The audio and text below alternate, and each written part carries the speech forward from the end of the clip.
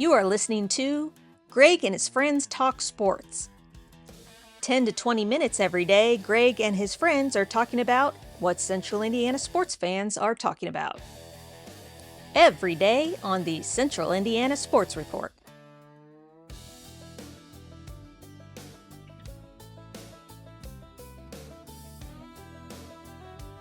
Good morning, good afternoon, or good evening, Central Indiana sports fans. Whenever you've tuned in to Greg and his friends talk sports on the Central Indiana Sports Report, producer Susie and I welcome you. I'm your host, Greg Mengel, and this is my new podcast. 10 to 20 minutes every day, my friends and I talk about what Central Indiana sports fans are talking about. Coming up on today's podcast, Super Bowl 60 was a dud. Will Retherford's coming up to talk about that and the new podcast he and I are working on. The Pacers lost, but way more importantly, they may have lost Johnny Furphy for the season. He suffered a knee injury on Sunday. Mike Rich will join me to talk about that. And IU's women took back the barn burner trophy from Purdue. Michelle Garmon of the Tipton Tribune and Elwood call leader was there, and she will be here to talk about that one. Before we get to all of that, I want to tell you about what's going on at the Central Indiana Sports Report. Earlier on Monday, we released our Pacers report with Mike Rich and our guest, my college roommate, Matt Powell. Also, a reminder, our IU report this week will be a little late. Instead of early Tuesday, it'll be late Tuesday to give Grant and Mike time to react to Tuesday's night game against Oregon. Thanks for joining us. My friends and I will be back tomorrow, and the next day, and the next day, and the next day, and the day after that, and the day after that. The Seattle Seahawks won their second Super Bowl championship on Sunday, dominating both sides of the ball in a 29-13 victory over the New England Patriots that wasn't that close in Super Bowl 60. Seattle held the Patriots scoreless through three quarters and led 19-0 after an A.J. Barner touchdown early in the fourth quarter, the only touchdown of the game to that point. Kenneth Walker had 163 yards from scrimmage and was named MVP. But let's be honest, this game was won with the Seattle defense. Derek Hall and Byron Murphy had 2 sacks each, and Seattle had 6 as a team. The Patriots still have the most Super Bowl championships with 6, still tied with the Steelers. Sunday, they broke the tie with the Broncos for the most Super Bowl losses. Since their first Super Bowl appearance in 1985, the Patriots have been in a third of the Super Bowls, which is just insane. It was probably the least entertaining, least interesting Super Bowl of the 60, to be honest. Ironically, the Seahawks and Patriots played probably the best one 13 years ago. Our national sports guy, Will Retherford, predicted it would be an ugly Super Bowl, and he was absolutely right. Here he is with his thoughts on Super Bowl 60. Well, Will, that Super Bowl kind of lived up to your expectation, didn't it? Yeah, I thought it was going to absolutely suck, and it absolutely did suck, so I'm glad that America was treated to that tonight. Hey, at least you won your Super Bowl pool, so there's that, right? I did. I also lost poker tonight, so I guess we'll take a win with a loss, but that's okay. I made money on the evening. That's all you can ask for. I guess I want to play the what-if game. I think that Bo Nix or Josh Allen or even Trevor Lawrence makes this a pretty good game. I think Drake May looked completely overwhelmed. The Seahawks front four, I told you this when we did our preview. I said I think that's the key. If they're able to get to May and make him uncomfortable, I think it's going to be a really long day for him. They had 7 sacks, forced 2 turnovers. Well, 3 turnovers, excuse me. Yeah. I just think it came down to the Patriots just weren't good enough. Will Campbell was a turnstile, exactly like I said he was going to be. That blindside of Drake May was haphazard the entire evening. This game was exactly like I thought it was going to play out to be. I think I was being courteous to the Patriots by saying it was going to be close, but I think the result we saw tonight was a lot closer to reality than them keeping it within a touchdown. And as boring as they are, the Seahawks were very, very good this year, and they may have kind of changed the model in the NFL that you build through the front lines and worry about playmakers later. Well, it helps when you have such a dynamic athlete like Jackson Smith-Njigba, although he was relatively quiet, missed some time with an injury.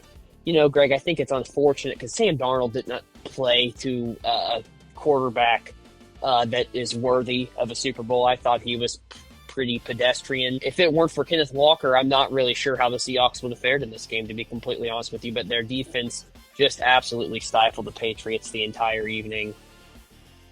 I'm happy for Sam Darnold, a player that's gone through so much and was a top 3 draft pick, went in same draft class as Josh Allen and Baker Mayfield and Lamar Jackson. He's the first one to make it to the Super Bowl and win the Super Bowl. Crazy. But that was a team victory. The Seattle Seahawks won that game. It was not a quarterback. It was not any individual player. They just played really, really well for 60 minutes on all 3 phases of the game. Without question, the best team in the NFL this year, and they deserve to be the champions. Will and I will talk more about this on Monday or maybe Tuesday on Strictly Biased with Will Rutherford, and we got some new stuff brewing. Will and I, we're going to have a new show that we're pretty excited about. Yeah, I'm super excited. I think it's going to be great to have a few conversations regarding the Super Bowl and then kind of go into other realms of sport that we're interested in. Greg, I think tonight was a poetic cap on this football season. I think it was strange from the beginning. I don't really think anything kind of played out the way we saw it. I've had the Seahawks ranked really high in my power rankings for a majority of the year. They proved me right. In a lot of years, I don't think this Seahawks team gets it done, especially with a pretty weak, maybe the weakest team coming out of the AFC all around. I know I'll get some flack for that, but the Patriots didn't belong in this game. If you're going to take the slack, Will, so am I. I'm going to say that is one of the worst 10 teams to ever be in a Super Bowl.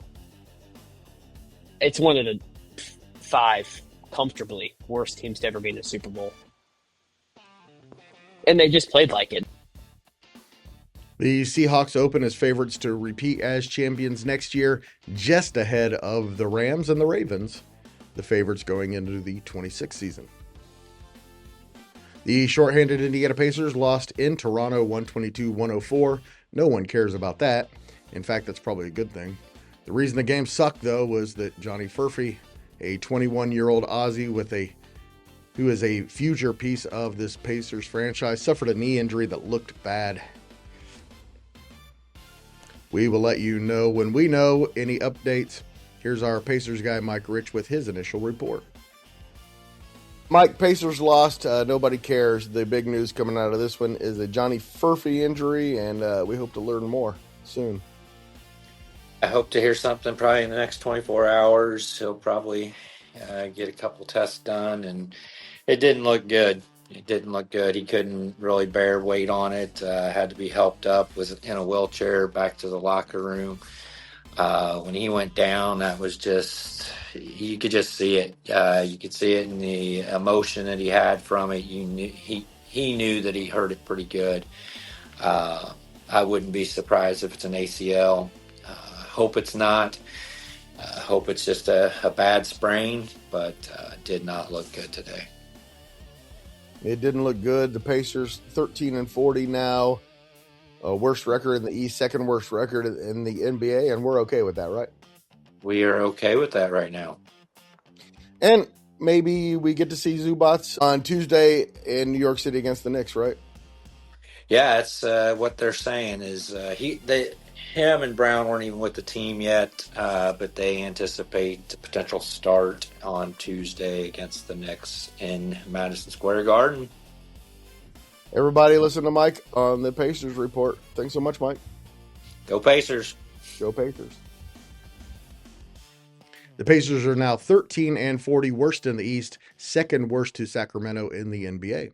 And they're in Manhattan to face the New York Knicks on Tuesday. Game time is 7:30. Playing without most of their regulars, the Noblesville Boom lost 110-94 in Long Island. Jalen Slauson led the Boom with 20 points, and Talon Peter had 19. Noblesville now 11-8 on the year. Slauson also had 10 rebounds, 5 assists, and 2 steals. The Boom stay in Canada to face the Nets Tuesday at 7 o'clock before finally returning home on Thursday morning at 11 a.m. to face College Park before an 8-day All-Star break. We'll talk to our guy Aaron Pittman about the Boom coming up here in the next few days. In women's college basketball, Indiana defeated Purdue 74-59, IU's third win in a row, reclaiming the Barn Burner Trophy with a win over their rivals in Bloomington. Tipton Tribune and Elwood Call Leader sports editor and my friend Michelle Garmon was there and discussed the Hoosiers' win and Shay Cieski's 29 points, 12 rebounds, and 8 assist performance. Michelle, the Hoosiers are starting to play pretty well, and it's a big deal to at least get the split with Purdue. Yes, it is. Their schedule's lightened up. Unfortunately for them, losing Z, their big girl, hurt the Hoosiers, and they were in some of those games. They just couldn't pull it out. Getting that win over Northwestern last week, I think, was huge. It gave them some confidence. Then they go on the road, and they got a big win. It was a big win at Wisconsin. Wisconsin had knocked off a couple of teams in the Big Ten rated above at home, so that was a huge win. And then today, it was a huge win because Purdue got the barn burner back in the last meeting, and I really believe had they had Z, which I think that was her first or second, maybe the first or second game after she re-injured herself, they would have probably won that game. But it came out with a purpose today, and I will say this, I hate it that IU is at the bottom of the Big Ten, although right now, if season ended today, they would be in the Big Ten tournament, and I think they still have a great shot at it. Shay Cieski is having an incredible year. We're talking about that. She was 2 assists away from a triple-double tonight. She's a 5'7" guard, Greg, 29 points, 12 rebounds, 8 assists. And it's not just that. I decided to look at her numbers. She is shooting slightly over 51%, I think 51.8% from the field in Big Ten play, and over 52%, I believe, overall. She's shooting 45% from three-point range in the Big Ten play and 47% overall. And then at the line, she's 86.5% in Big Ten play, and she's 92.2% overall. I mean, when you think, and she's playing 38 plus minutes a game, you know, she played all 40 today. When you think that those are her shooting percentages, it's just incredible. You can look, I looked at Braden Smith's the other day, and he was around 50% playing those kind of minutes from overall, but not from three. He's like in the 30s from three. I mean, just what she is doing is incredible. And I think when she came to IU, she was a good shooter, and you know, she could have a mid-range. She's developed into a 3-level player this last scoring. I mean, she can score. She'll beat you off the dribble to the rim. And even against the bigs, she can finish. She's learned how to scoop and everything. Or then she can go and she can pull up and hit the little pull-up jumper. We know she's from 3, but what's real impressive is how she can create space. She's 5'7". She's every team that IU plays, she's the focal, their defensive focal point. Contain, stop, Shay Cieski. And she's still finding ways to score. And, and the great thing is she's such a great teammate. Very encouraging, even through all of the struggles when, some players might be down. She's always been just keeps leading, keeps putting the younger players under her wing and teaching. And I think it's going to be invaluable. And the Hoosiers are playing very well. Now, next weekend, they have to make the trip out to California and play USC and UCLA. Michelle, thank you so much. I appreciate your time. Oh, hey, you're welcome. Also in the Big Ten, number 2 UCLA won 69-66 at number 8 Michigan in a huge Big Ten game. The Bruins are now 13-0 in the league, 2 games ahead of Ohio State and Michigan. And Virginia defeated Notre Dame 81-70. The Irish fall to 15-9. In men's college basketball on Sunday in the Big Ten, number 2 Michigan won 82-61 at Ohio State. Maryland won 67-62 at Minnesota. Iowa beat Northwestern 76-70 in Iowa City. So Michigan has a 1-game lead on number 5 Illinois atop the Big Ten. Number 9 Nebraska is a game and a half behind Michigan. Number 10 Michigan State's 2 back, and number 12 Purdue is 2.5 back of the Wolverines with 4 weeks left in the regular season. And it'll be Purdue and Nebraska on Tuesday in a big one. We'll talk to Jake Dunn to preview that one on Tuesdays. Greg and his friends talk sports. Couple of Olympic notes. U.S. figure skating team won team gold on Sunday, led by the dominating performance of Ilya Malinin. And Lindsey Vonn crashed on her first downhill run, breaking her leg just a few days after tearing her ACL on a practice run. Needless to say, the 40-year-old's competitive skiing career is over unless she makes just an amazing comeback. Her teammate Breezy Johnson won the event, the women's alpine. Coming up later today, a rare Monday IU basketball game. The 16-8 Hoosiers are at home against the 8-15 Oregon Ducks at 8:30 on FS1. Joe Lunardi currently has IU as a 9 seed in the NCAA tournament. A loss to Oregon, of course, would be devastating, especially with games at Illinois and Purdue coming up the next two. ESPN Analytics currently says IU has a 96.2% chance of returning to the tournament.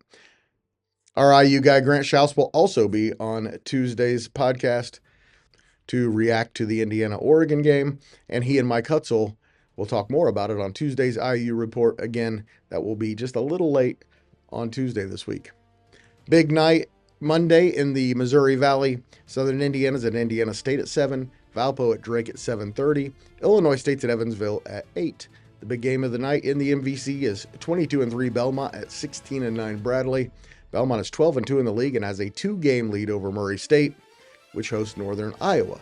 All of those games are on ESPN+. Also, number 1 Arizona is at number 11 Kansas at 9 o'clock on ESPN. Should be a great one with a couple of potential future Pacers. And ESPN Analytics gives Arizona a 58.3% chance of winning it. I'll take Kansas. That's it. Please come back tomorrow.